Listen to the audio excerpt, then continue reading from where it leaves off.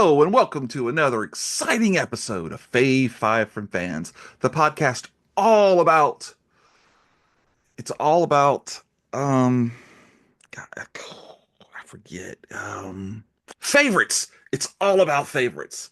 In today's episode, we're going to be scratching our heads a lot because today I have invited author and creator of the Vitrium universe, Hey, Nicholas Keating Casbarro. Welcome to the show, and thanks for zooming in to the Plastic Microphone Studios. hey, thanks for having me. I'm excited to be here. I am too. Oh, you got a little libation? Hey, that's what I'm Do talking indeed. about. Yeah, it's been a long day, so Yeah, amen, amen. much This, needed.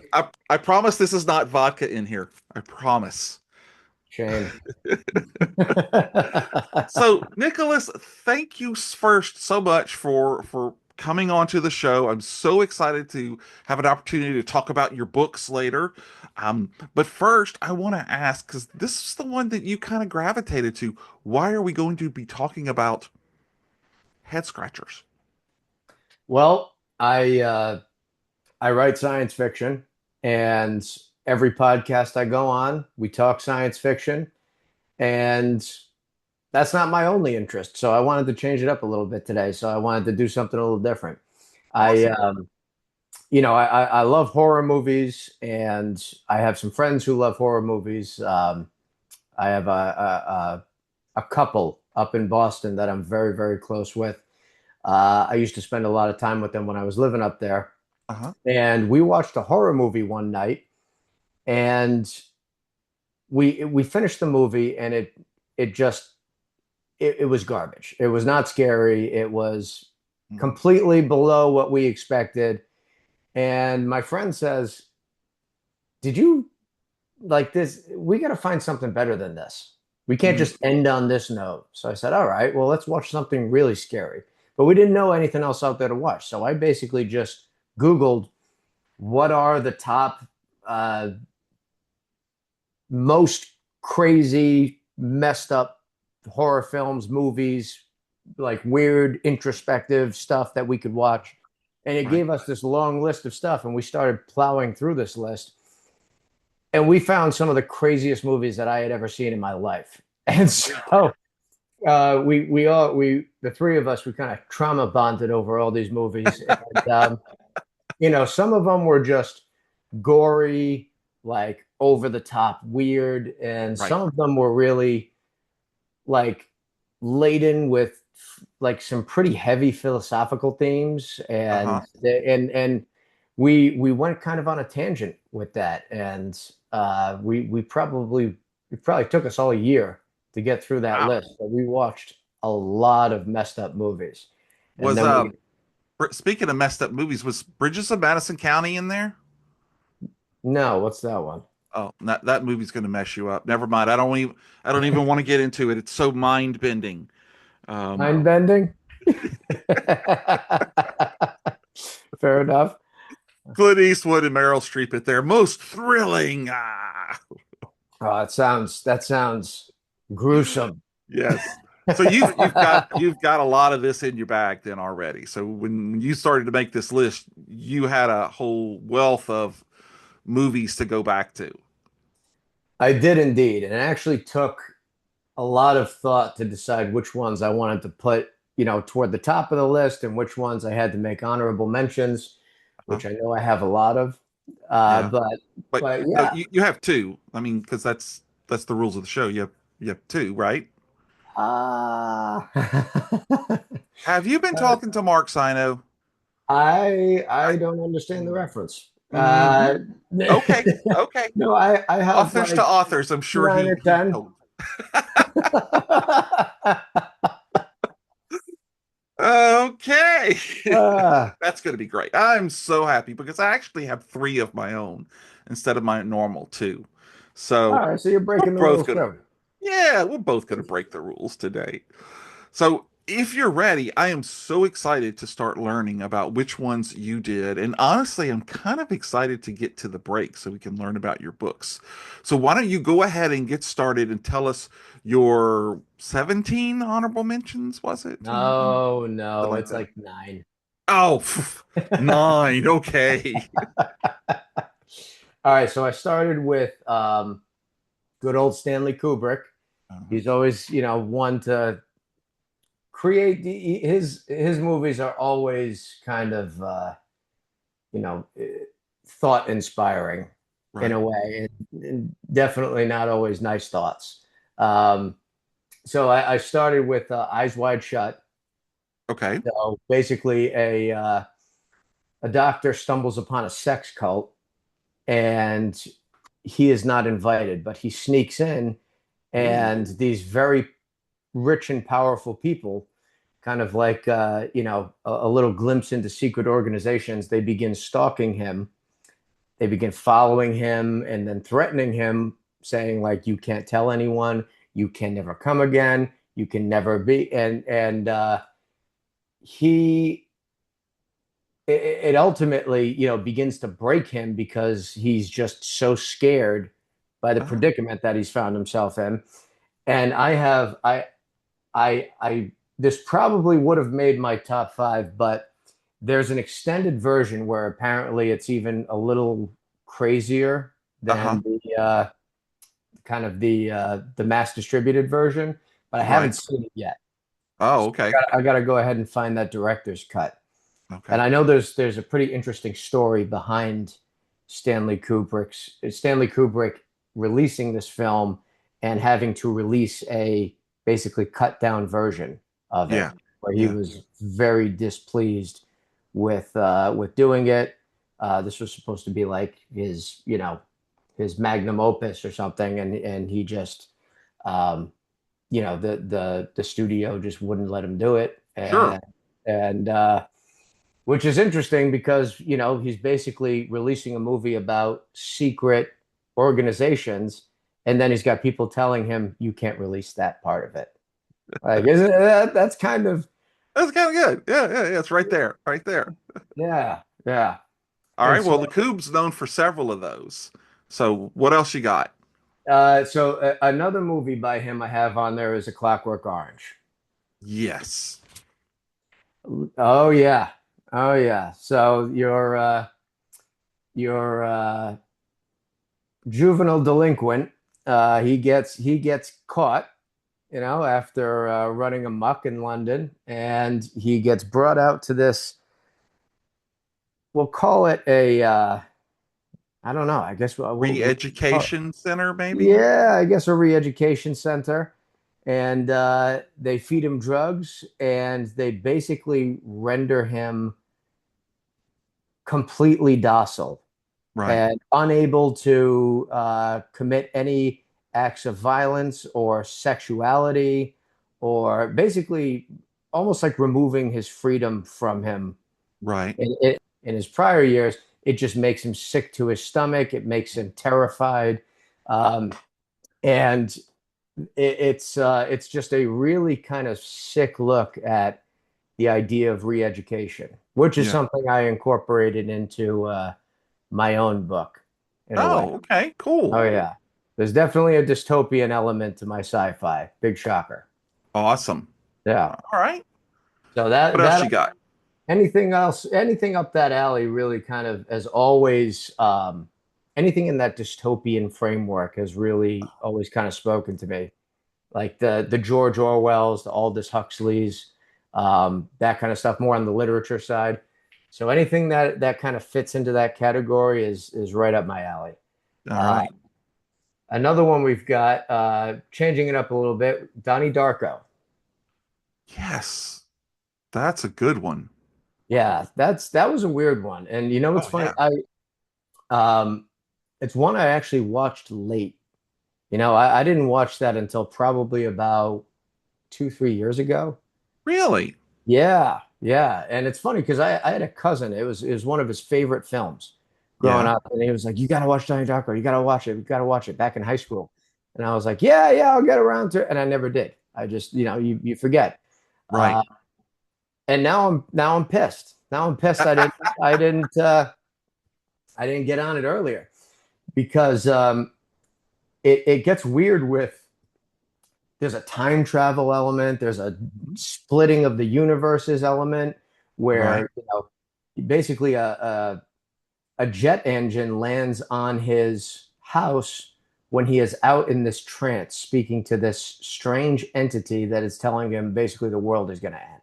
Right. And so he goes through, he's discovering all of these strange things. There's a little bit of a mystery element to it. He ends up finding this book written by a woman who had gone mad, researching whatever she was researching, and it matches with what he is experiencing. So he tries to go visit her and he realizes, oh, that's that crazy old lady who, just waits outside in front of her mailbox all the time. And essentially it comes to an end where, you know, he realizes that somehow the universe had fragmented itself. And if he Right. doesn't realign it, then everything is going to be completely destroyed or reduced to nothing. Or I forget exactly how they describe it, but he basically ends up sacrificing himself to reconnect the fragmented universe. And Yeah. so he ends up back in time, sleeping in his own bed when the jet engine crashes down into his room, which Right. was a strange, that. Yeah, go ahead. Sorry. No, I was gonna say that's crazy.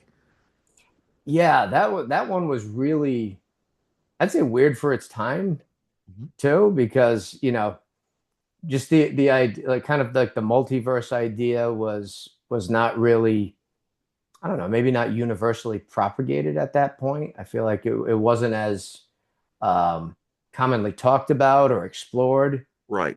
then. So that was I really wish I had seen that a little while Yeah. a little earlier. Maybe I would have started writing earlier. Who knows? Yeah. Never know. You never know. Everything happens for a reason, though. So That's right. yeah. Let's see. What else do we have on the list? I've got Mother by Oh. directed by Darren Aronofsky. You know this one? Mhm. Oh yeah. I know this one. This one, I had no context going into this movie. And Mm. I went to see this with my wife in the theater. Oh, Yeah. And what a so great date movie. Was it Valentine's Day? I that would have been funnier. I don't know, but we go see this movie because my wife likes horror movies too, and so we were like, all right, well, this seems like it's up that alley. Let's go see what it's about. Yeah. And oh my God, I wish there were seat belts on those movie chairs because it's strange. You start off, you have no context to what's going on, just all these strange things happening. All you Right. know is that there's this woman who lives with her husband in the middle of the woods, and the guy is some prolific writer, and Mhm. he's just like, this next one, this is the one, like this is going to be the one that really, you know, drives it home or whatever. Right. It's all very abstract the way they're talking about everything. And so you're trying to figure out kind of like, all right, well, where's this going? What's this going to be? And then just people start showing up in the house. And then they're all treating this guy like, some kind of God. Right. And oh, interesting. And then suddenly it gets like, what? There's people everywhere. There's a baby dies after the woman gives birth to it, and everyone's treating her horribly. It's so like it's like gut wrenching in a way. It just makes you feel uncomfortable everything that's happening because you still don't really have a context for it. And then she walks outside after this horrible thing happens to her, and there's like suddenly their front yard is a battlefield. And my wife and I are looking at each other. We're like, what the fuck is going on right now? Like, what is happening? And we walked out of that movie and we're just looking at each other. We were like, What? what? What? How? And then I was like, oh, it's an allegory. It's an allegory. The guy ends up losing his arm. Yeah. The, Oh, the, the girlfriend ends up becoming a prostitute essentially. And it just the goes, grandmother. Oh yeah. Oh, Or is it w- mother or grandmother? remind me again what happens to her. It's been a while since I've She seen just that one. mentally breaks down, and I think they end up at the end, or she's either put into asylum or taken away. That's Um, right. Yeah. yeah, yeah. I Just can't just remember if it was. everybody in that movie was just wow. You just felt for him. Yeah, you just see like a family torn apart. Yeah, It's horrid. And once again, like it's not so much like mind bending as it is like thought provoking, right. and, and it's just you kind of see the. I guess it exposes a little bit of like the underbelly of what happens and with addiction and just some of these. Uh, it's everything that could possibly go wrong. Right. You know, Every bad decision you could make. exactly, Yes, sir. exactly. Yes, sir. What else do I have on here?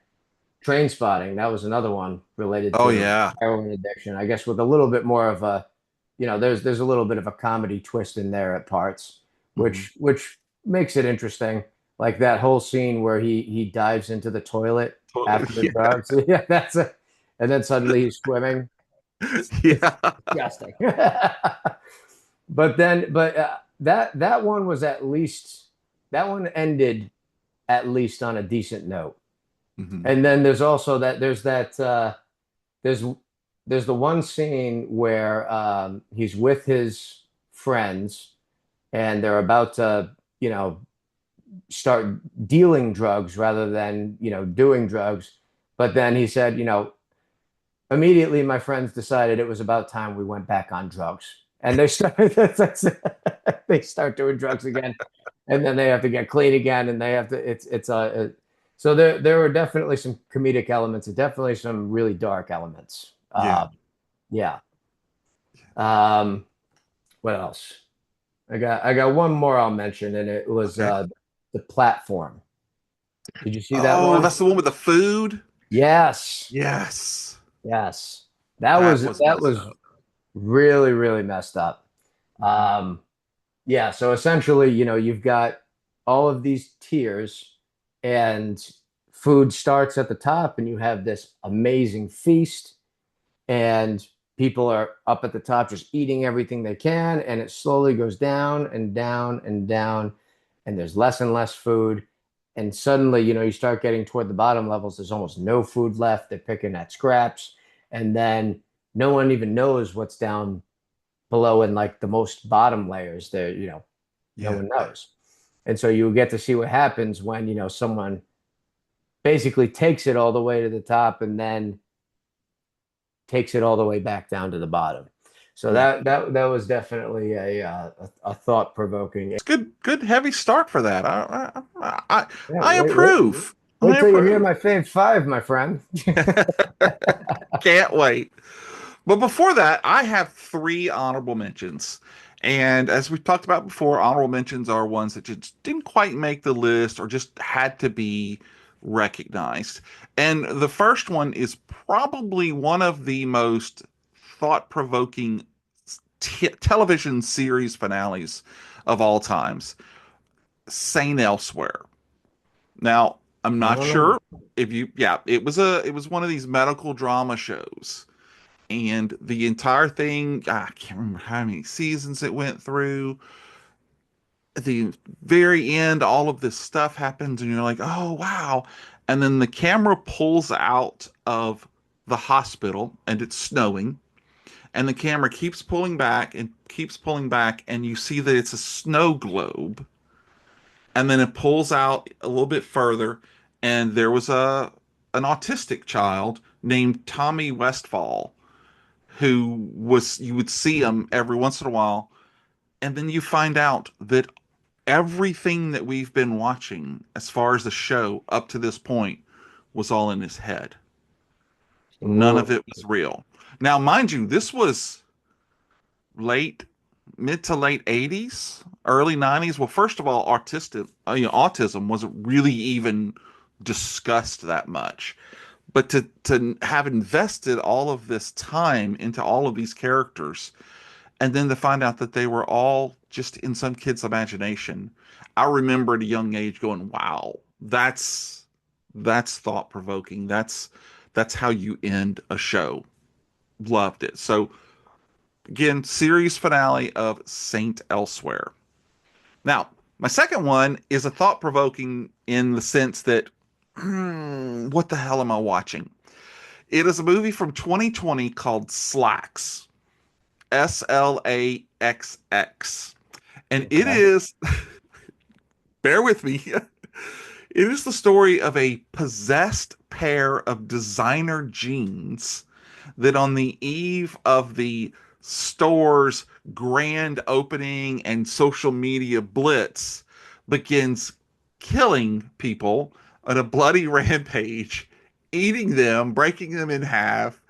You go through the movie, you're like, what am I watching? And then, again, first of all, people, there's going to be plenty of spoilers here. So, again, so you find out that a young Indian girl had died in the cotton reaper that was used to make the cotton to make parts of the jeans.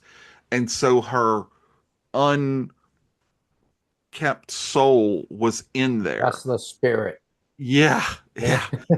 And it's just like, what? It kind of reminded me a lot of the show Rubber about the killer tire. That one I Um, saw, yeah. yeah, That was yeah. a weird So one.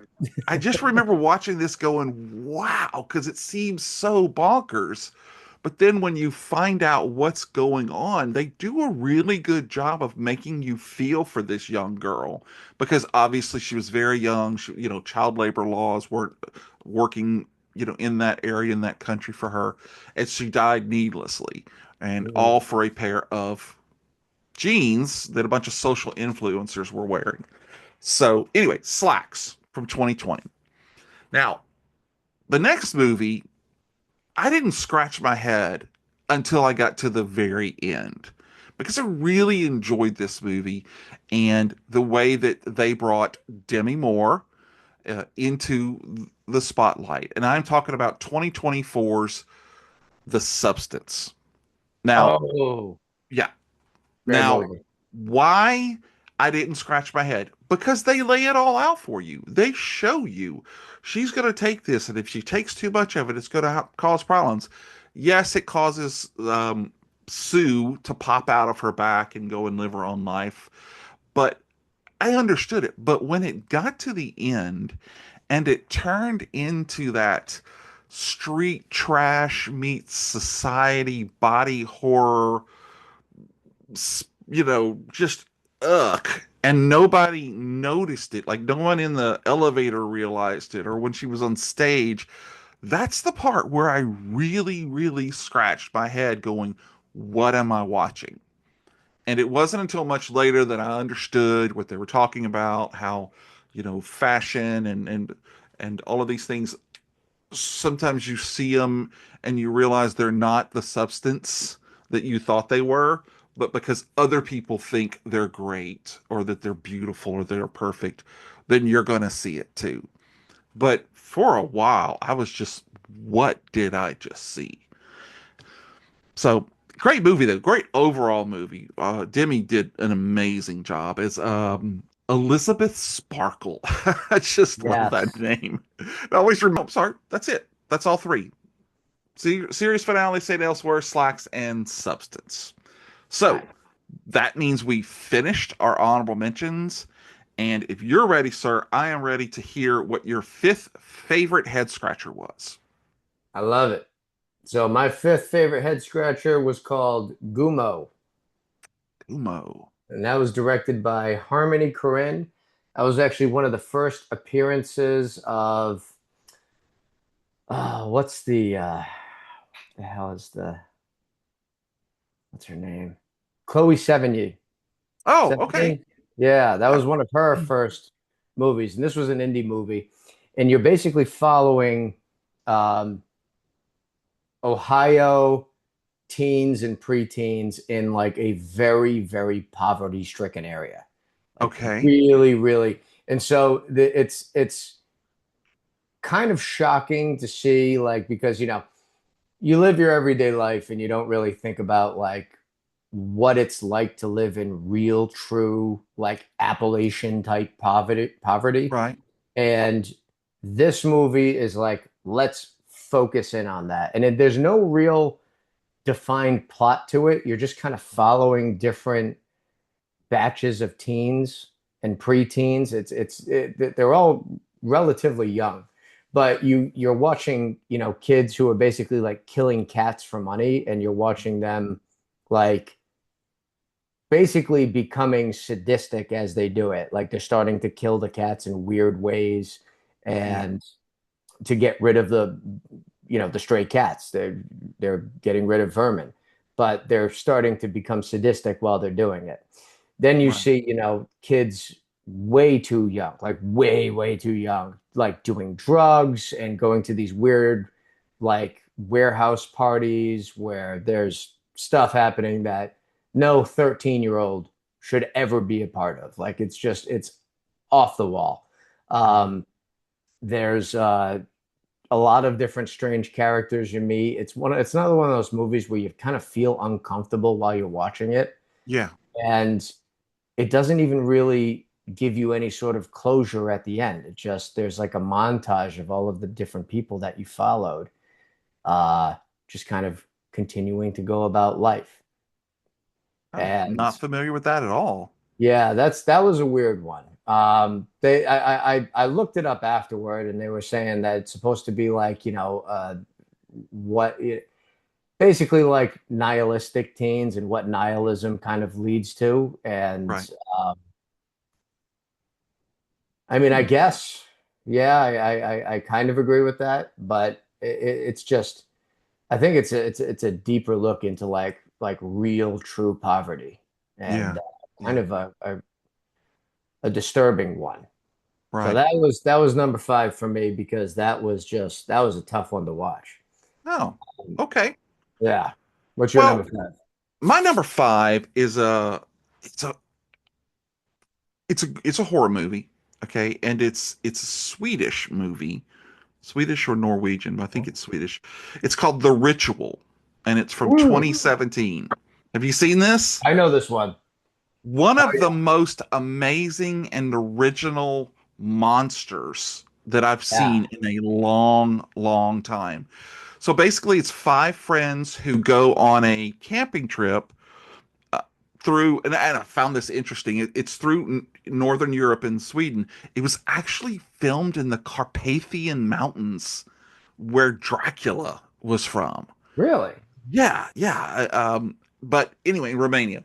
So they go on this, but each one of them is bringing a little bit of their own personal baggage, and they've had some stuff in their past that now they're going to, it's going to come up. And one of them gets hurt, and they have to go through an area of the forest where they know they're not supposed to, and it's really you're kind of following them, and there's that scene where they kind of start getting into that area, and you see the fronts of the trees look just fine, but as you walk past you see that there's these Nordic symbols carved into the backside to keep whatever's in there from getting out. Hmm. And there's this one scene where in the middle of the woods the guy turns around and there's like a gas station, like the pump, and you could see, and it's crazy. But then the end really, to this day I've read the stuff and I'm still like, I don't know what I just saw. And I really enjoyed it, and it was definitely a movie. Some of these movies I've only ever seen once. This was a movie that I've gone back and watched again to get a better understanding of it, and still didn't understand it. Um, but I loved that feeling that it gave me, that uncomfortableness of Yeah. what's going on and what's happening here. Because so many times it's a monster or it's a serial killer or what. This was just like some elder god that wasn't from a Lovecraftian mind. It was just Yeah, there, and I it's just something different. Just the face and the hands, right? yes, Yes.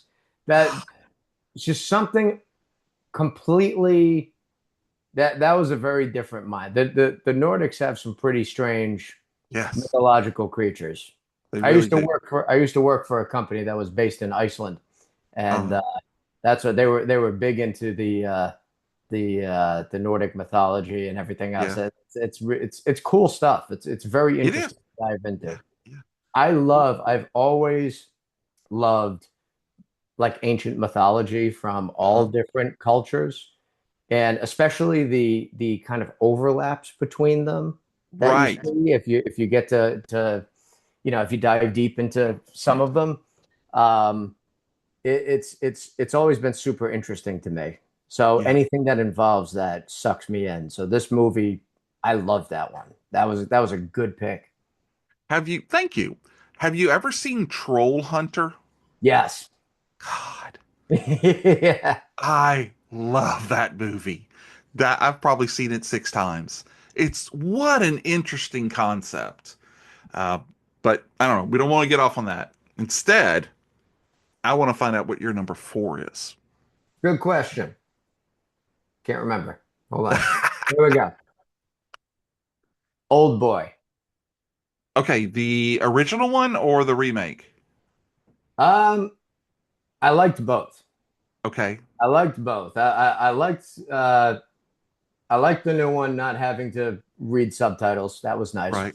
And then, but the old one, it's definitely got the essence of the original, right? So What it a that gut punch. Oh, yeah. that movie. Yeah, that was a crazy one. Talk about like an uh, j- again, a movie where you kind of don't know what's going on the entire movie, and then it all comes together at the end. Yes, Um, in so that was such a way. Oh, in such a man. way. Like Oh, I don't think there's a more impactful revenge story ever. no. Like that's it's just such a crazy dark movie. So It really- they lock this guy, this businessman, or whoever. For some reason, this businessman is captured, kidnapped, and locked in a room for 15 years. Yeah, no And windows, no doors. nothing. He can't get it. All he knows is that a meal comes in every day and he's got a television Right. and some books, and that's it. So he has no idea. Like, I can only imagine what that would be like, not being able to leave a room for a certain period of time, but it actually shows him going through different stages while he's in that room. Like Right. he And goes not knowing through, why. I not knowing mean, why, no context whatsoever. just So pick you up, put you in the room, and let you stew for 15 years. yeah, holy crap. And you see him go through these stages where he's just kind of like, he just kind of gives up after a while. He's just getting fat. He's not doing anything. Doesn't even leave the bed some days. And Right. then out of nowhere, he's just like, I can't live like this. Like this can't be. He has to find something. I can't remember what it was. I think it was actually prompted by something that he watched on TV. But he Hmm. starts like working out. He's doing like lunges with the books as Yeah. weights, and he just gets into crazy shape out of nowhere. It's literally almost out of boredom that he's just like, I'm gonna do whatever I can to better myself. And then Yeah. suddenly one day the door is left open after 15 years of not being there. And so he re-enters a completely different society that he left. Right. That's more than Again, not a lot knowing happens. why. Yeah, not Why knowing have I been why. locked away? God. And so there are like some weird messengers that just give him stuff throughout. Like he gets a phone, and he ends up meeting this woman who he kind of confides in and helps him. So he's trying to figure out who did this to him, and he's Right. getting all these messages, kind of sporadically throughout the movie from the person that did it to him. And so he's trying to find this person. He ends up finally finding him. He falls in love with the woman who's helping him and their life. Uh-huh. So I love I love a good fight scene. I love, martial arts movies and things like that. So that tossed into all of this chaos that's going on was Yeah. awesome. And Um, beautifully structured and shot. I mean, It is probably one of the more famous fight scenes that's ever been filmed. It's probably one of the reasons why the movie gained such popularity because I wouldn't disagree. otherwise it's a train wreck. Not a train wreck as in bad, but like the Emotional. content is crazy. So he Mhm. finally meets this billionaire guy who imprisoned him for some strange reason, and comes to find out that it was a kid he went to school with, and he spread some rumors about a incestuous relationship with his sister. Well, it turns out that rumor was true, and the kid's father was involved and ends up killing the whole family and maiming the son. And the son goes on to, he obviously traumatized. It just goes on to be rich and chases revenge for the person that caused, the death of his family. Right. And if that wasn't enough, it turns out that the woman that the businessman who was, I forget the name of the guy in the original, it's like, it doesn't matter. The guy who was locked up turns out was kind of corralled into meeting this woman who he ended up falling in love with. Having And that relations was with. his daughter. His Yes. daughter. Ugh. And so before this guy, he breaks down, and before he even gets to kind of take revenge on the revenge, the guy who sought revenge, the billionaire, kills himself right in front of him after cutting, Taking it away from him. yeah, took it away from him. And what an awful. So I guess he cuts out his tongue so he can never tell the daughter. And then I guess there was some like weird hypnosis thing that happened. I forget. But what a that was a wallop. That was That a messed up movie. Yeah, Yeah. that was Yeah. weird. That's a great pick. I've seen that movie a couple of times, and isn't there a scene where like I don't know, it's when he's first caught or whatever, they put him in a like a steamer trunk, and he opens it up and he wakes up, and that's when he's in the room or something like that. I don't know if that's from the first or the second movie, I can't but remember. that's a great pick. Oh man, that's a good pick. Yeah, All right, revenge you're is a doing dark well. path. Yeah, you're doing well. You're doing well. All right, well, I'm going to go back old school instead of old boy to 1973's The Wicker Man. Mm. Now, there's no bees in this movie, okay? Which I love me some Nick Cage. Cage, but I love ugh, Nick Cage. yes. But this movie's about Sergeant Neil Howie, who arrives on a Scottish island looking for a missing teenage girl, Rowan Morrison. And okay, the townspeople, the villagers, whatever you would call them, are just plain weird. And even though he knows this girl is from this village, no one will say that they knew her. And then Lord Summerisle is Christopher Lee with long, straight hair. And then I think it's Brett Eklund uh, is incredibly hot, but incredibly weird. She's like on the other side of Sergeant Howie's wall and doing things and all of this stuff. And so you're already confused about what is going on to this movie. And then when it comes to the culmination and you find out through just some weird imagery that he has been basically brought here of his own free will and is going to be turned into a sacrifice placed inside this huge wicker man and then set on fire for the spring gods or whatever. It's when you come back and look at all of the things that they laid out to get him to make the decisions that he made, man, that movie's just messed up. Just seeing Christopher Lee look like that with that gorgeous hair is just like, come on. So You've seen the remake. Have you seen the original one? I haven't seen the original one. I didn't even realize that the remake was a remake. Oh, really? So now I'm gonna have to go back and see the source, the Just to source watch it for material. Christopher Lee, if nothing else. It's just I so I got it. strange. I got it. I'm gonna have to add that to my watch list for sure. There you go. That's my whole purpose in life is to make people go and watch other movies. Refreshing. 1973, so it's interesting. So all right, well, let's go back and hear what your third favorite head scratcher is.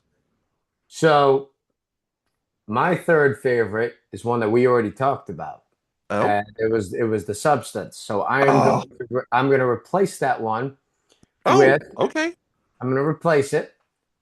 So we'll talk about another one Okay. because you actually made me think of one with that with your last movie, Uh-huh. Midsummer. Yes. What a Yeah. cute teddy bear. What I I love a good cult movie. I think cults Yes. are crazy and dangerous and all these things and to show kind of how bad things could go. I love a good movie like that. Yeah. Yeah. Um, what's another one what was that one? Hereditary was another one. That was a good Oh one. You man. remember that one? Yes. I'm never gonna Yeah, forget that movie. yeah, that was a good one.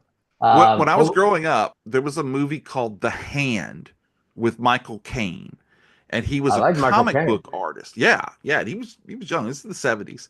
And he goes over a bridge. He's got his arm out the window, and he Yeah. goes over a bridge and it cuts his arm off or his hand off.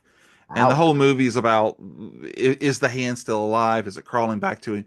But when I saw Heredity, I was like, it's the hand, but it's the Yeah. head. That took me so by surprise. Yeah. That was and once again you're it seems like a horror film and then it switches into a cult film Yeah, as you kind of get like that was a good one. yeah. Um, but The Hand by film by Oliver Stone. I'm gonna have to look that one up Yeah. later. It's a Um, it's a head trip. yeah. But Midsummer. Yes. Guy and his girlfriend go on a trip. They end up taking a detour with I can't remember, but it was if it was their friend or someone they meet along the way. They're like, Never a good idea. yeah, never a good idea. Although I've definitely done that in my past. Yeah. I've definitely taken a detour or two, and In it's a turned horror out movie, that. it's never a good In a idea. horror movie, if you are in a horror movie, I never suggest you take the detour. So, Right. but he's like, yeah, you just come back and meet my family. We'll stay at my folks' place. And all these things, I think like all these things were happening where like the transportation got canceled or messed up or something. So it kind of like it was kind of on purpose Yeah. that the opportunity opened. So anyway, so they go back and they meet the family, and it turns out the family is like a collective living in the beautiful meadows of I forget where this midsummer. It's got to be another Nordic country. I think it's from first degree to third. For right, what you said. But so they're staying there and everything's kind of fine for a while. There's some weird things they notice, with But they kind of just the put it off racial. to being their villagers. Maybe that's just how they are type deal. Exactly, exactly. Oh, that's just their culture. It's just Mhm. yeah, and then suddenly it starts getting weirder. They start basically administering drugs. So they're all taking I don't know what psychedelic it was. I don't think they define it, Yeah. but it is a liquid. It definitely wouldn't be ayahuasca because you'd be sitting on your, floor mat and puking into a little trash bin. So something, it's this festival, we have, this event happening, and they all go and they all watch an old person walk off a cliff because he's become too old to be useful and he just kills himself. And then when he doesn't die on impact, a guy comes over with a massive hammer and just smashes this guy's head. like a watermelon, like it's Yeah, freaking who's like the comedian? Gallagher. Gallagher. You Gallaghered this guy. And so this group of, you know, college friends is like, what the fuck did we just get into? Like, and, but the crazy part is they don't leave. The Right. crazy part is they don't leave. At that point, I'm leaving. I'm I'm gone. out. I'm out. I've seen what I came here to see. I'm walking. I'll figure it out. I'll eat twigs and berries along the way, you know? But they stay. And I know that there are also some forces that are trying to keep them there Right. as well. But then their goal is because it seems like they're looking for something in one of the women, one of the main woman characters. She seems to be a focal point, and we're not really sure why yet. But they end up turning her boyfriend against her by basically seducing him, getting her to notice and realize, breaking up with him. I don't want nothing to do with you. And then they utilize this guy as a sacrifice, and they raise this woman up as like the new goddess of their cult. Right. And they, but like, what a weird climax. This is another one I watched with my wife. She actually got mad at me for putting this one on. It's like, I didn't know. Yeah. I had no idea. But yeah, that was a good That's a one. that's a that's a great pick. It was on my short list. All But right. I kind of put that in the same league, which I guess in your mind too. That whole Wicker Man, secluded, everybody's but you is in on it type deal. Hmm. They did it very well though. Yeah, that's an Yeah. excellent pick. Never Excellent pick. never be the only one who doesn't know what's going on. No. Have at least a few skeptical friends with you. That's the lesson I take from that. Okay, well, so the whole point of head scratchers is because is you leave the movie not really understanding what happened. Now, I love giallo films, and I've seen a lot of them along the way. What did you And call giallo, the it? Italian 70s horror movies, like the iguana with the burning tongue and Oh, I don't even know about these. oh, really? Oh, they're great. All right.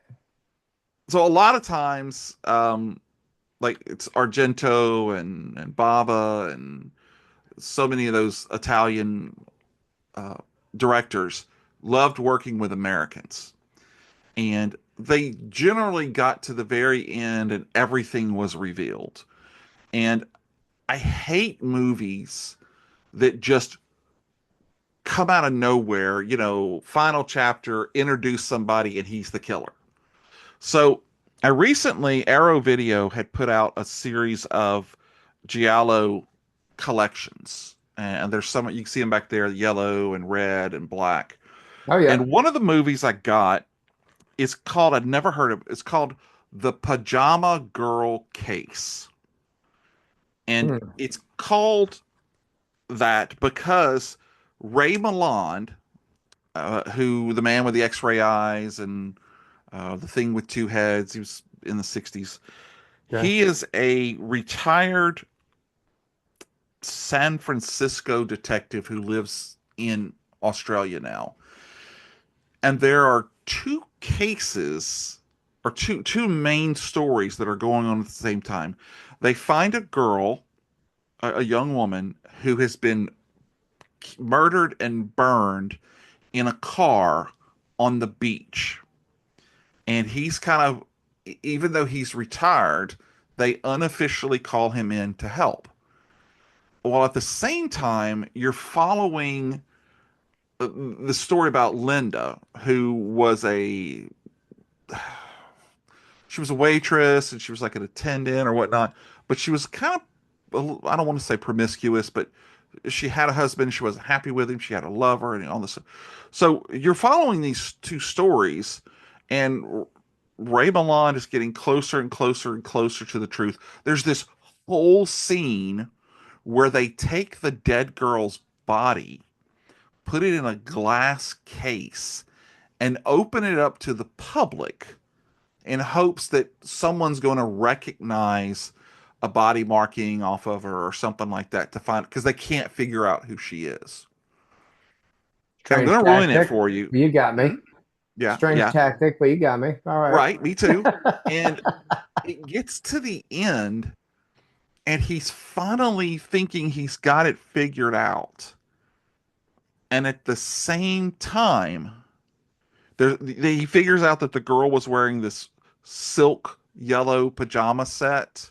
This woman was with this set, and he's figured out where it came from and everything. And then you find out that Linda, at the end of her story, is murdered, put into a car by her jealous lover, driven out to the beach, and it's set on fire. So the whole time you were seeing these two stories that we thought were the same, going on at the same time, Linda's Ah, story was being told first, happened first, and so the two converge at the very end. that's kind And of cool. it was, and I mean, this movie's like 1970, I don't, And you, 76. you said this And was an Italian director? yeah, Italian director, 19, Is that it's 1978. is that And why he spells pajama with a Y? yes, it is. It is. But it's really interesting, and it's based on a real life case from Australia.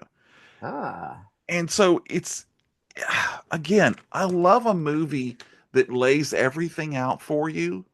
But if you made the decision in this case to think that the two of them were going on at the same time, that's your fault.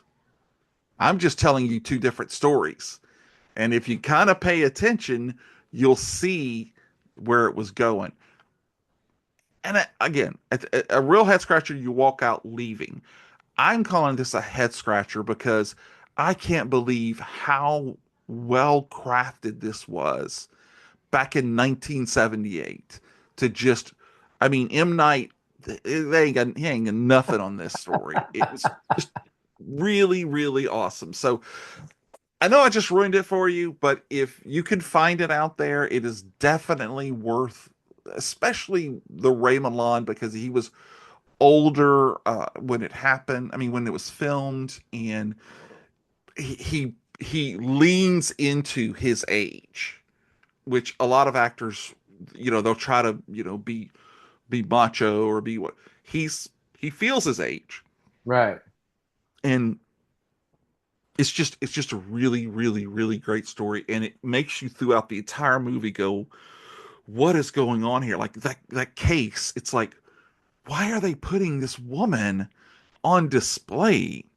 And basically, it was to not only see if help somebody could identify her, but also to film everybody who came through it to possibly identify suspects. So, Yeah, that's anyway, interesting. the Pajama Girl case from 1978. So, Okay. now, this is the part of the show where we're going to stop, and I am going to sit back and you are going to tell me everything about the Vitilarium universe and your books and what goes on, because I love me some sci-fi. Me too. I am a lifelong sci-fi fan. And so when I started writing, it made sense for me to write what I was interested in, which Right. is science fiction. So that's what I did. I started a book. I was working for a company where I was on a plane 3 to 5 days a week. Oh gosh. And yeah, I was traveling the country. I was working with burn victims and burn units, the physicians that treat them. Um, and so I was, all over the country, just constantly on a plane. And eventually I mean, I think you've proven to me that I have not run out of things to watch on Netflix, but I, at the time, had run out of things to watch on Netflix. Hmm. And I was getting ready to board a flight from Miami to Hawaii. It's a long Oh, flight. So I no was like, kidding. All right, so I'm literally sitting there in the airport. I'm downloading episodes to a show that I don't even want to watch. And I was like, this is a massive waste of time, but I got to pass the time somehow. Right. And so I decided to try something new. And I said, all right, well, you know what? I've got a couple of good ideas. At one point in college, I had tried to start writing a book that was basically just a knockoff of another book. That so I was like, well, let's give this a go. I've got a couple of good ideas. I think I've got some current events that I can loop into this, and I've got some pretty crazy dreams that I've had recently that I'd like to loop into this that have really kind of given me the spark of inspiration I need to start. Right. So I just started writing.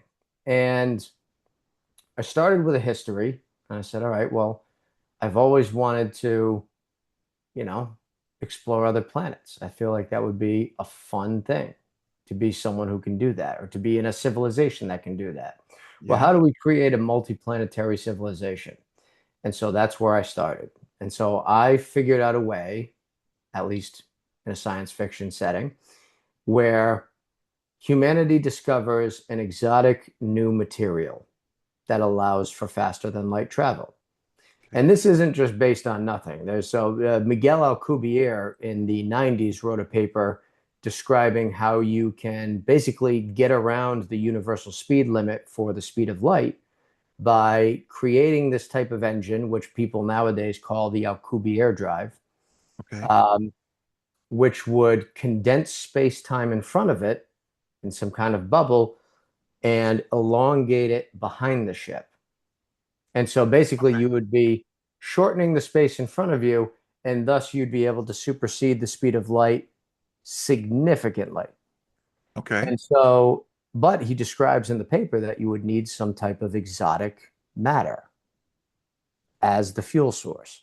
So my answer to that was Vitilarium, which is also the name of the series, but it is that exotic material that's discovered that allows for faster than light travel. Well, fast forward 700 years, we've colonized new planets. We've discovered the local source of Vitilarium. And the Right. person who I'm writing he is a rough around the edges individual. He is a mercenary through and through. And he's basically doing odd jobs for local gangs so that he has just enough money to blow on booze and whores and forget his very, very traumatic past. And his personality really shows that. He's short with people. He's very calculated. He definitely does not want to show that he's ever taken advantage of, or he does not ever want that perception to stick, and so he does not allow for it. And you get to see that in some very brutal, gruesome ways. So he gets embroiled in the work that he does in a massive conspiracy, which has the authoritarian government of his planet hunting him. And Okay. so he has to band together with kind of a motley crew of allies, both in the underworld and in the public eye, to be able to survive the ordeal. And it is written multi narrative, so you don't just follow him. You Oh. also end up following a number of politicians on the planet. There are some much bigger things at play. You get to see some political turmoil that's brewing between the planets, a little bit of a fracture that's forming in the actual government on this planet. You follow an intergalactic pop star who's touring from planet to planet with her posse. And she, because of the access that she has, kind of has a finger in everything. She, deals in things like information. She rolls with a pretty rough crew herself. She's a little more than meets the eye.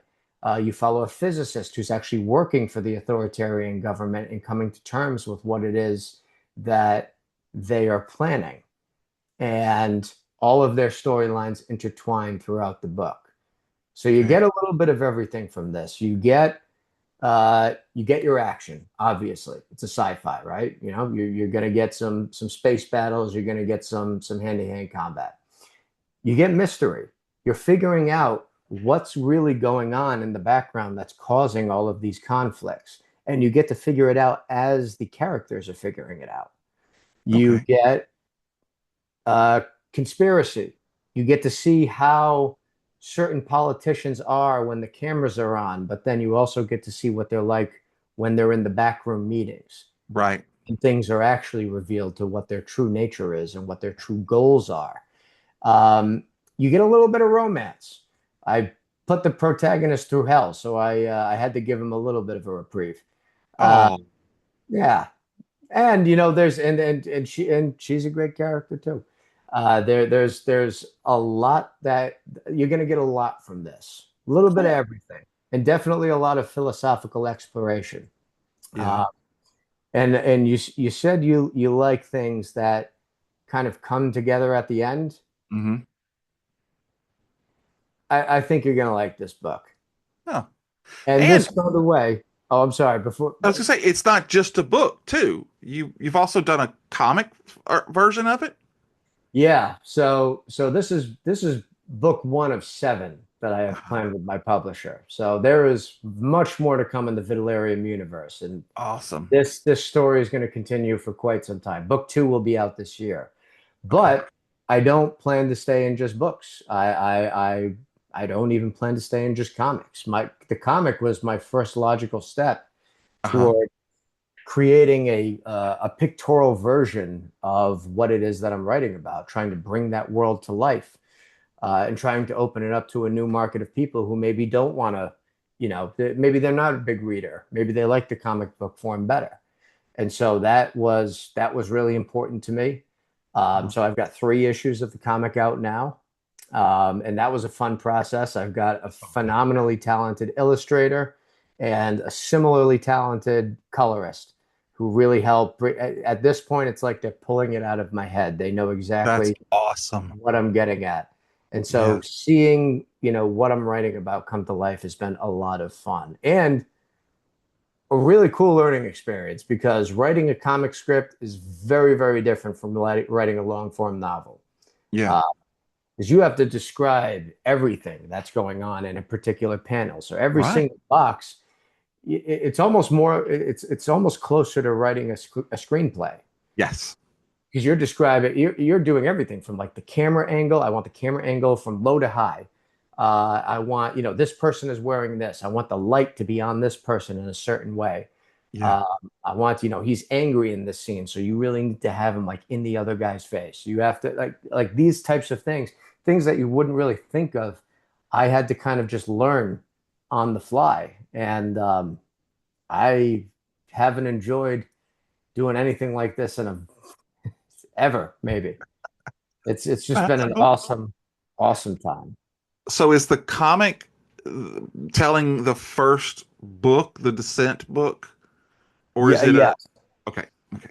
So partially. So I released the comics number one, number two, and then I went back and I released episode zero.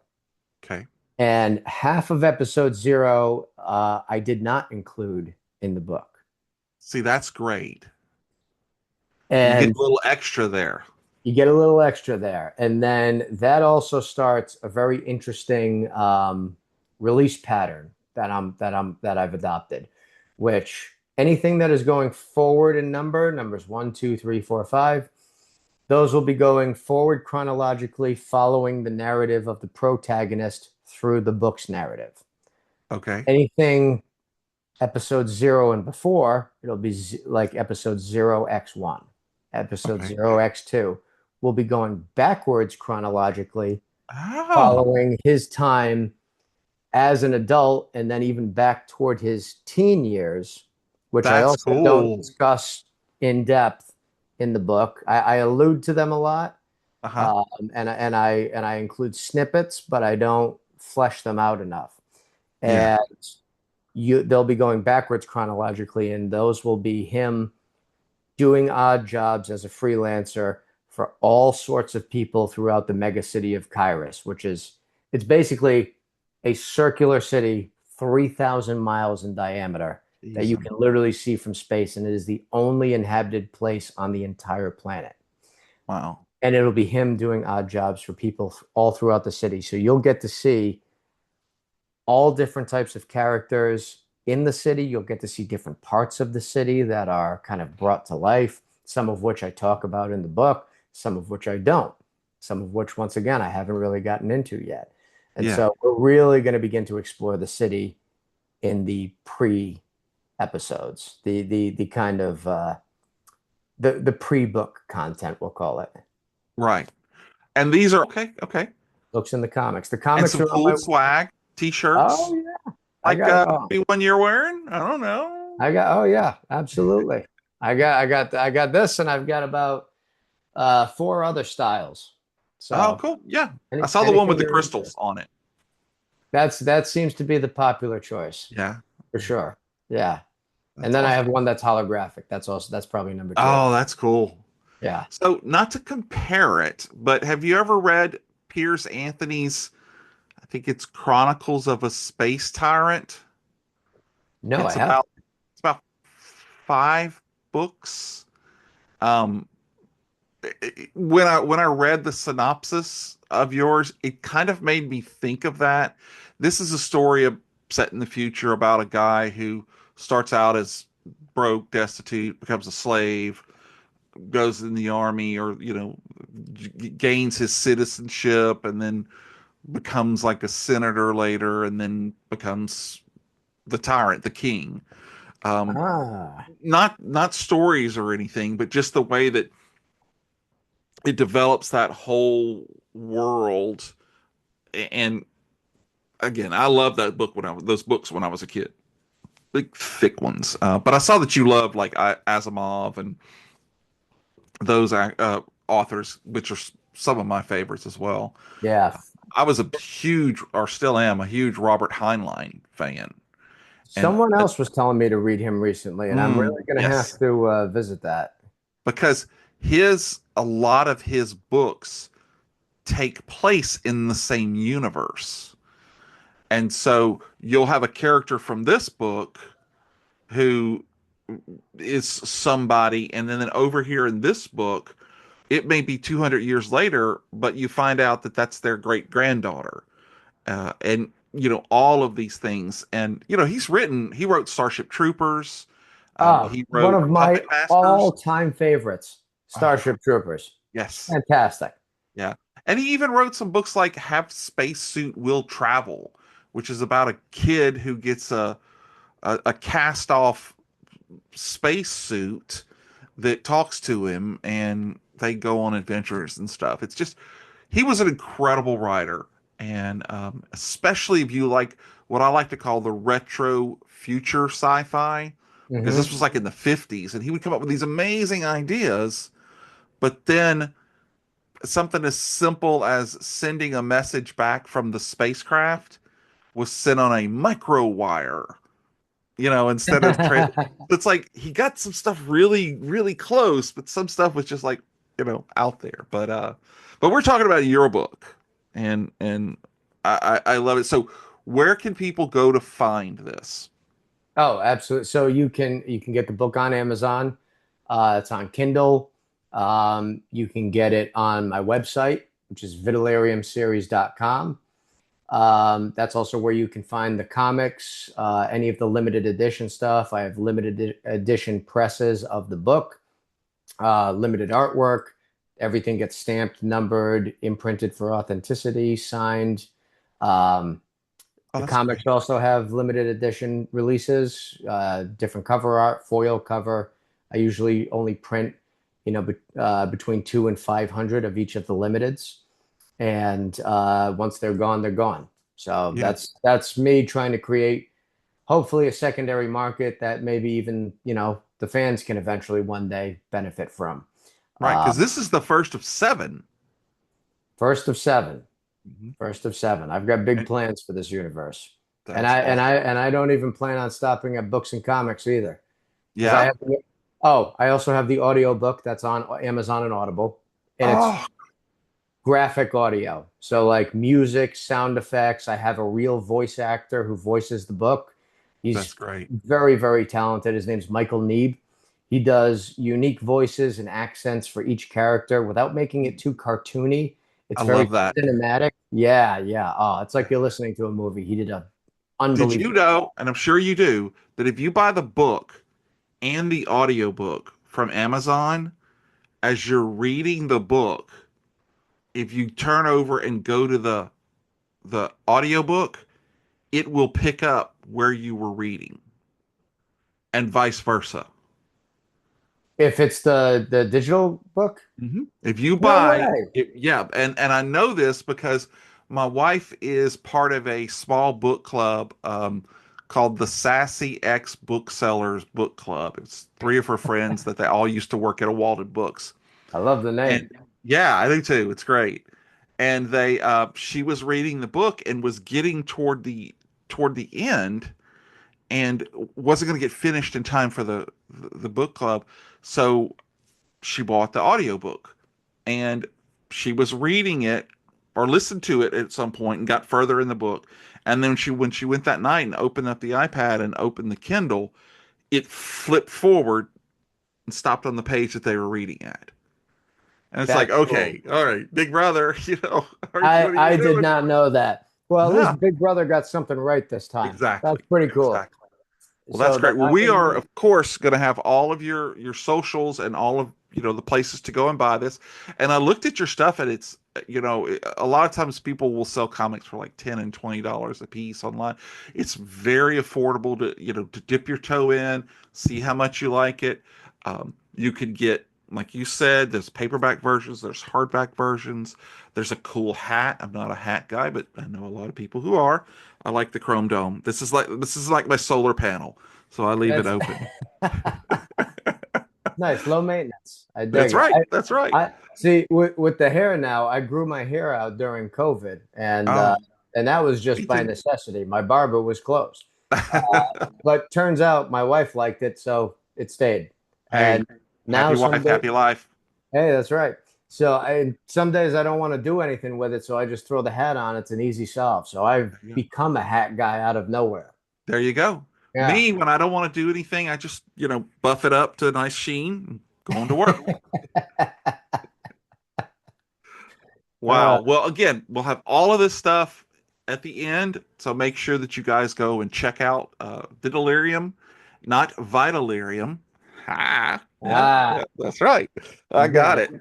So, well, okay. Well, I am super excited to get back to this list because you have been pulling some really great pulls. I like. I, I gotta Thanks, make a man. list for you of some horror movies that you probably haven't seen yet. It will not I, be Jeffrey. Before you say it, it's not going to be I bought a vampire motorcycle either. I'm not gonna all with right. Anthony Daniels, C3PO. I thought he would like it. He's a Star Wars guy. My mistake. You did. I will watch those movies. Yeah, So, oh yeah, yeah. oh yeah. One of my favorites of all time is Frankenhooker. Frankenhooker and Sleepaway Camp. Frankenhooker. Yes. Yeah. So anyway, all right. Well, this is the part of the show where people wait to hear our penultimate choices. Our number two. Nick, go ahead Oh, and give me your that's second favorite head scratcher. number two. This is a good one. I don't know if you've seen this one or not. Have you seen Martyrs? Oh, the French version? Yes. Yes. Oh my God.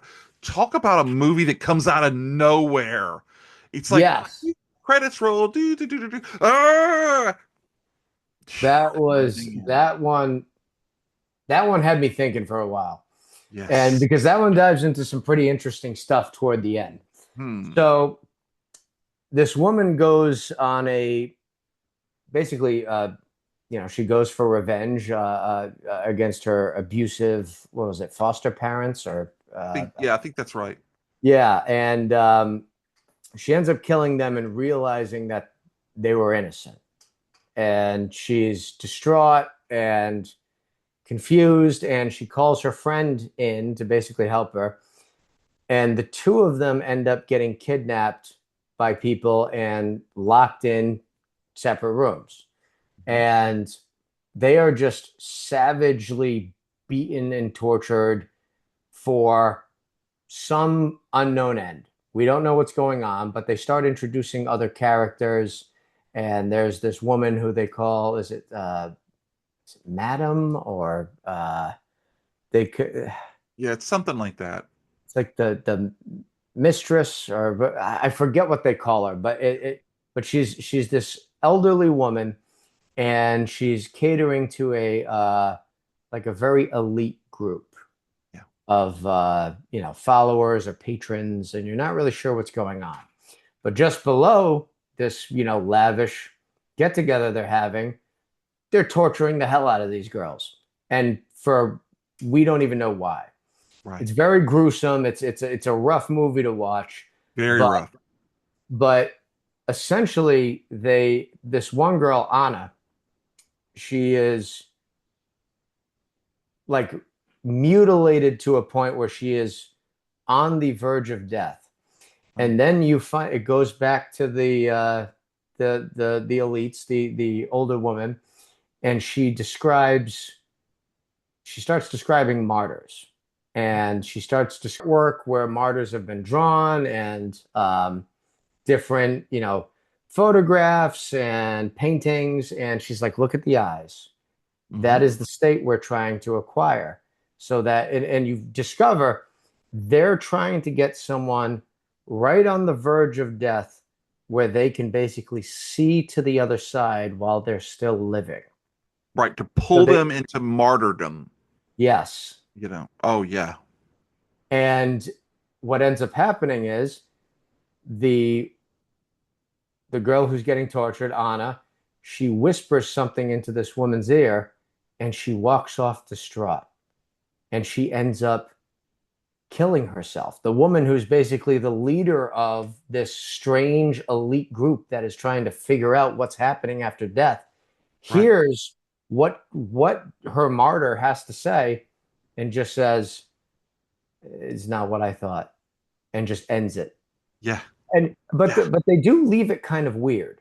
They leave it kind of weird and unanswered to where it's almost like, is she doing that because she's distraught, or is she doing that because is she so amazed by what she heard that she's like, I have to be there now. Yeah. Yeah. Like what, and you don't get to hear what is said. No. No. And that's the weird thing. So that is a very, very weird movie. It Uh, really is. Especially when you go to think about, especially Christianity back through the ages, um, how they would, like especially like the Spanish Inquisition and even, back in Christ's time, they would do all of these things, flay people, until they didn't have skin and all of this stuff. And which is ultimately what they did to this right, girl. they Yeah, don't they like turn her back into her skin into to like wings or something. The way they pull it up, I want to say I yeah, remember seeing that that's kind of like an angel appearance type deal. yeah.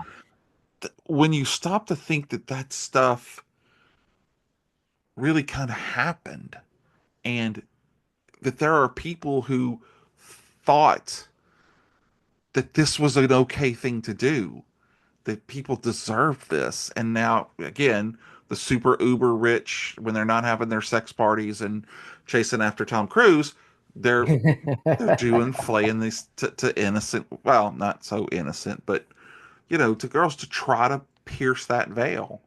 And I like to think though that Anna, I don't want to say that she saw something.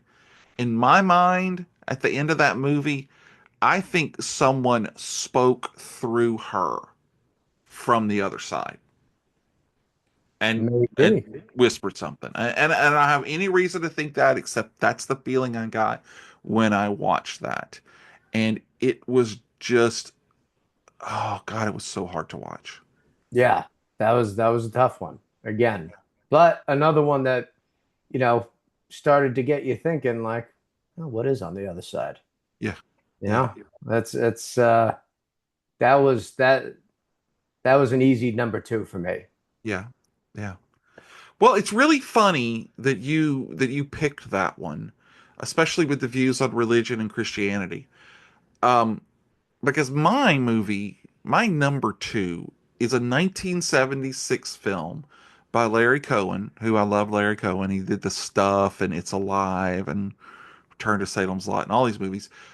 It's called God Told Me To.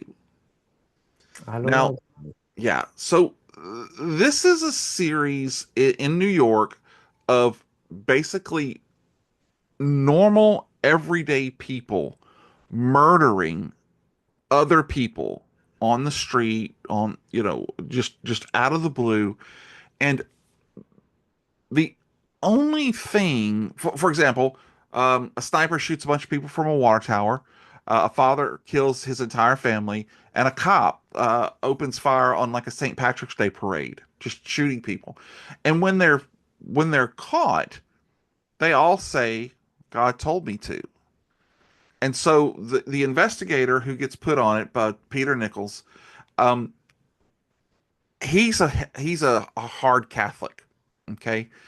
And so as he's going through this, he's interviewing these people, and they're telling him God told him to, and they start explaining, describing basically a Christ-like figure whose name is Bernard Phillips, who is appearing and is telling them God is telling you to do this. So we're thinking as I'm watching this movie, and again, huge spoiler alert, that okay, this guy's like manipulating their minds and doing all of this stuff, and you get to the end where he finally tracks down, and the guy isn't a hypnotist psychopath or isn't all of this stuff. It's like he's a freaking alien, and he starts glowing gold, and it just it's like, okay, it is he an angel, and he's literally God is telling him to do this stuff, or was there never a Jesus and it was always an alien? Just all of these unanswered questions, and it just came out of nowhere. Really? Yeah. I'm gonna And have it to has watch that that. that grit, that 76, that's mid to late 70s grit that New York had in those days, like French Connection and Serpico and those kind of Yeah, um yeah. and then, like I said, then this ending, I want to say it was like in a basement of a warehouse or something like that. I've watched it a couple of times trying to get a feel for it, and it feels like it's two separate movies. It Hmm. feels like, a regular police drama where maybe somebody's drugging people or hypnotizing people, and then it gets to the end, and then this all comes out, and it's like it's woven together in such a way that I just it made sense in the most obtuse way possible. And it's not a movie for everybody. Larry Cohen has a very particular style, and certain people don't really like his films. I do. I love a lot of his movies. But Uh, those movies, the ones that you like, where it feels like you're watching two separate movies. mhm. That's what those, I mean, if those are executed properly, those can Right. be like super powerful, impactful movies. Yeah. It And has to be done right though. it has to be done right. It has to be done right. Yeah. 100%. But the ones that I've seen that, that is definitely, they're enjoyable in a weird way.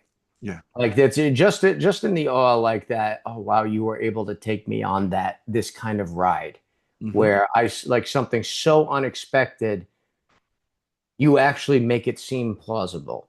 Right. That Exactly. It that's makes sense as crazy as it is. Yeah.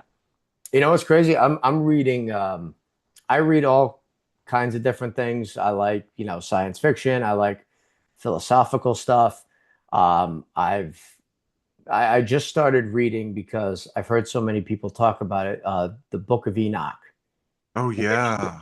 which is, and there are a lot of parallels to like visitation by, it's described as like angels and all these different things, but you replace the word angel with visitor, and suddenly it sounds a whole lot like a documentation of visitation. Like it's Right. it's really really interesting. Yeah. So there's I don't know, maybe there's something to that. Who's to say? But Yeah. it's very very interesting. Yeah. Yeah. Yeah.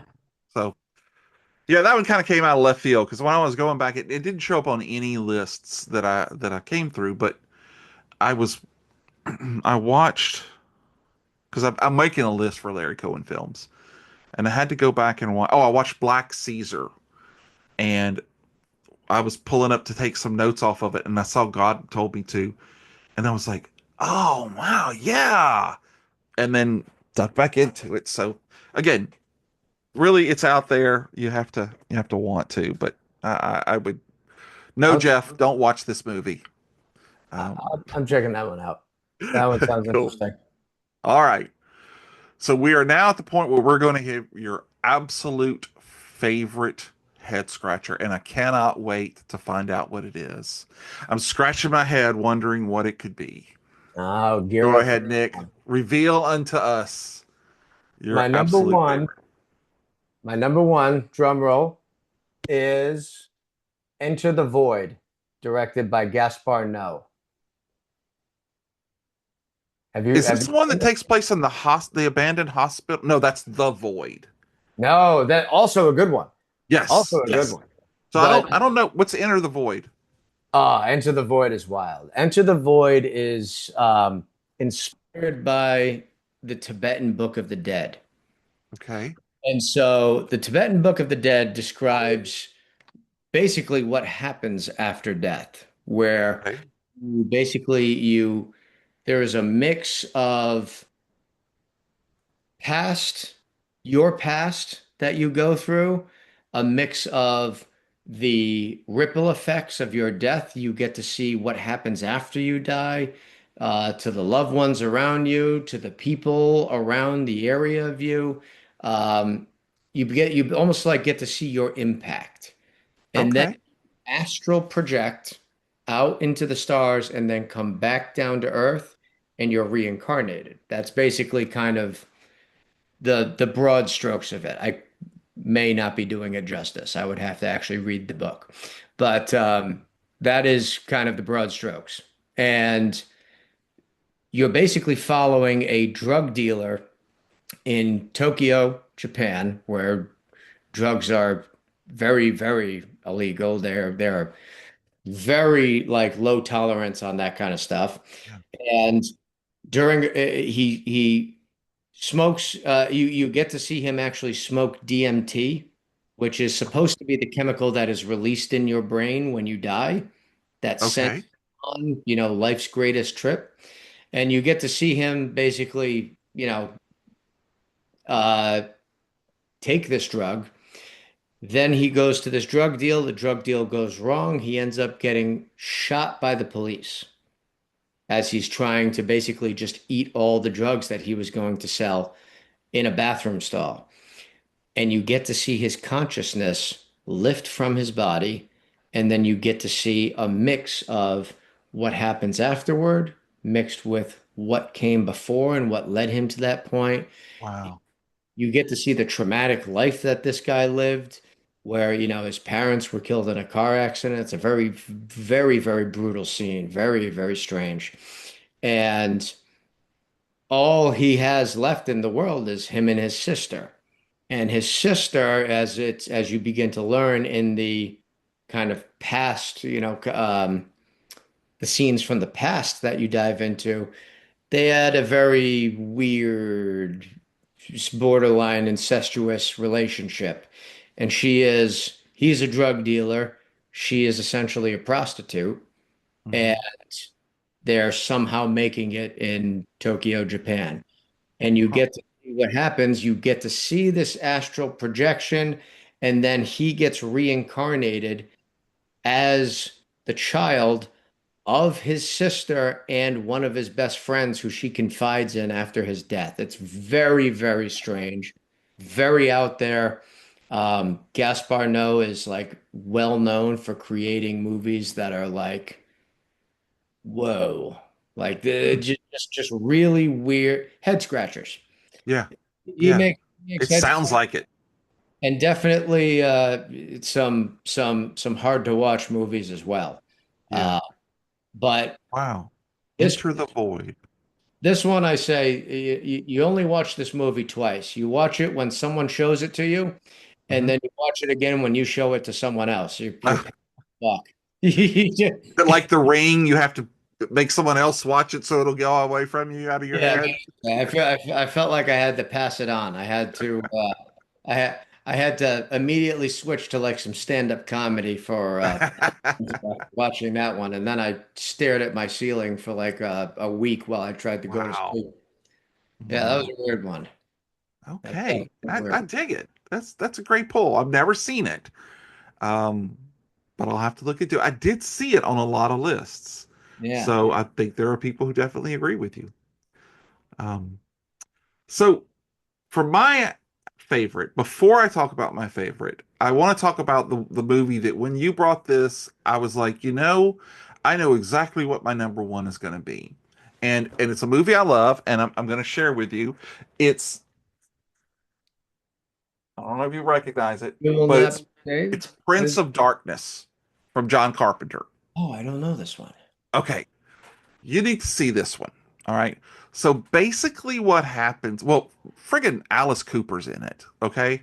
So Okay. basically, what happens is a priest in a very old church.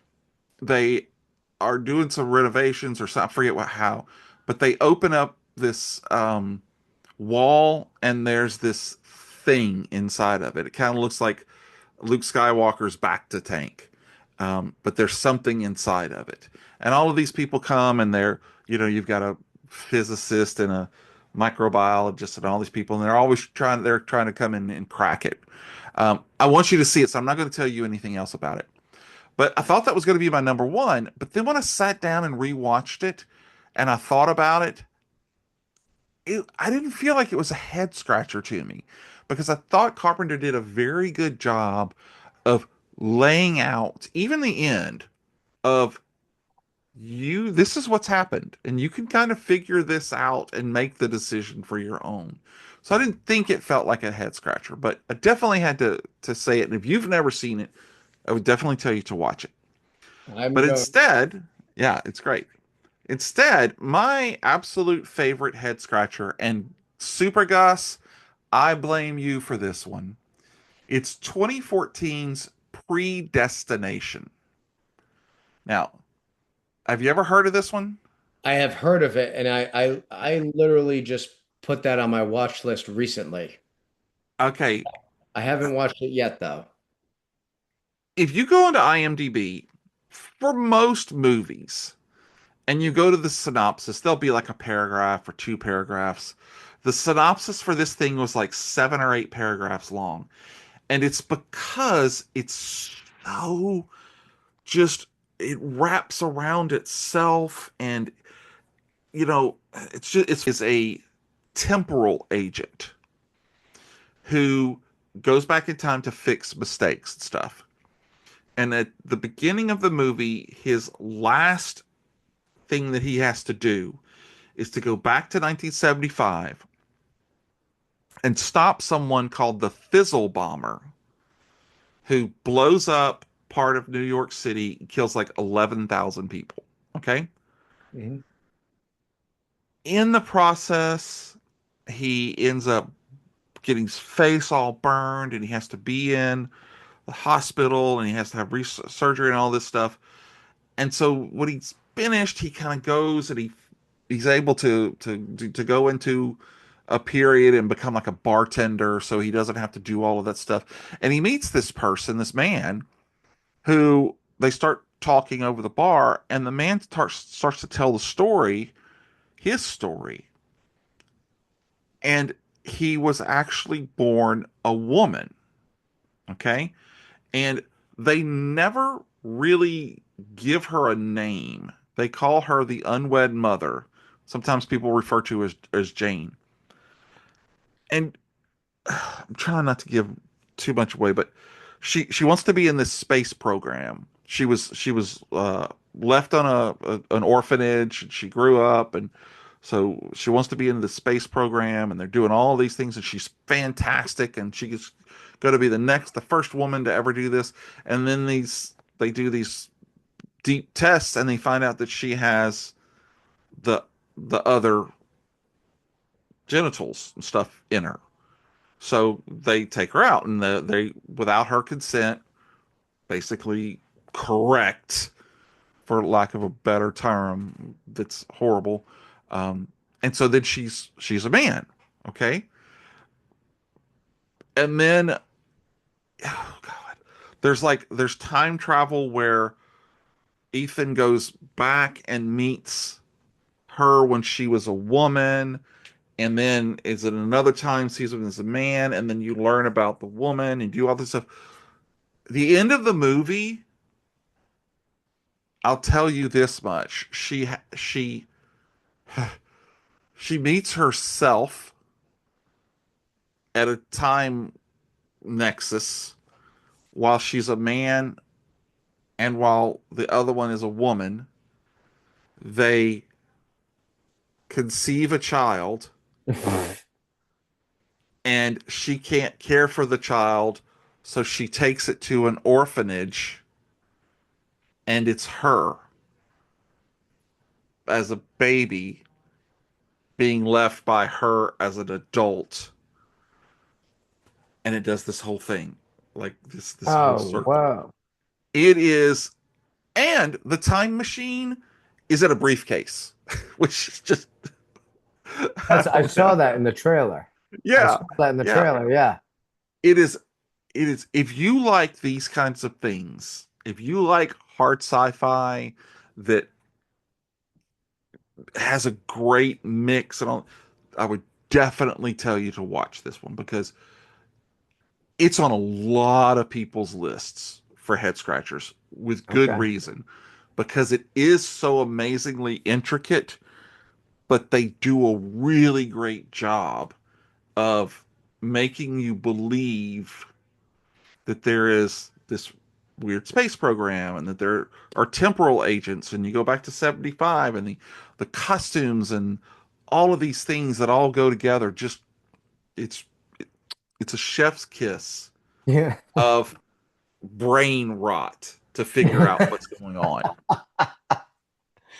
All So right.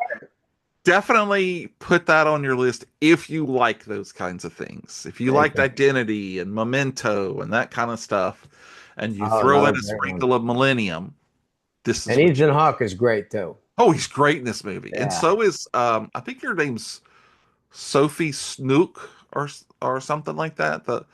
I The don't woman know. who plays Jane, and I think they call him Jane and John, plays both roles.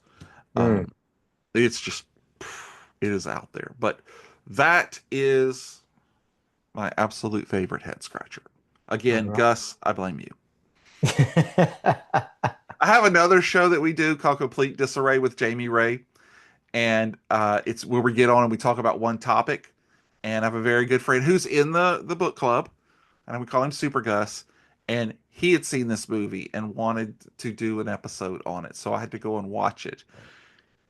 Oh man, it took us probably 40 minutes just to talk about the plot to lay it Oh, out before wow. we even start talking about it. But definitely check it out. Sounds like Gus knows his movies. Oh, Gus knows. We did another one, another hard sci-fi. It's like it might be Swedish or Norwegian, about a ship, like a generational ship that's breaks down on the way to the planet, and they have to make like all of these super hard decisions and all of this stuff. And it's like when Gus comes to me, I know it's going to be a good movie, but it's going to hurt my brain while watching it.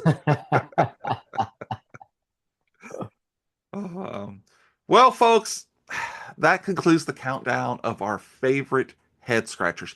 Once again, Nick, I cannot thank you enough for coming on the show, telling us about the Vitrium worlds, and sharing your favorite head scratchers with us. It's been a lot of fun. Thanks again for having me on, Jamie. I'm so happy to have done it. And thank you for tuning in, all of you out there, to Fave Five from Fans. We know that you have a choice in podcasts, and we appreciate that you choose us. We feel really special. If today's episode resonated with you, there's some things that you can do. You can go to any of the streaming platforms. You can come to YouTube. You can give us a like. You can give us 5 stars. You can just give us a review and tell other people. And again, if you didn't like the episode, and there's that one guy at the office who's always at the water cooler, and he has to stop and he talk to you and everything. If you didn't like this episode, tell him about it. Maybe it'll ruin his day. I'm just saying. Okay. You can also find us and all of the Plastic Microphone Studio shows on X and on Instagram. And we've got some amazing things coming out. We've got a new episode of Sequel House. And that special surprise that Mark and I have been working on will be coming out soon. So thank you so much for being a part of the Fave Five family. We got more episodes coming. Every Friday. Yes, Sure Nick, about every that? Friday. Who's been talking to you?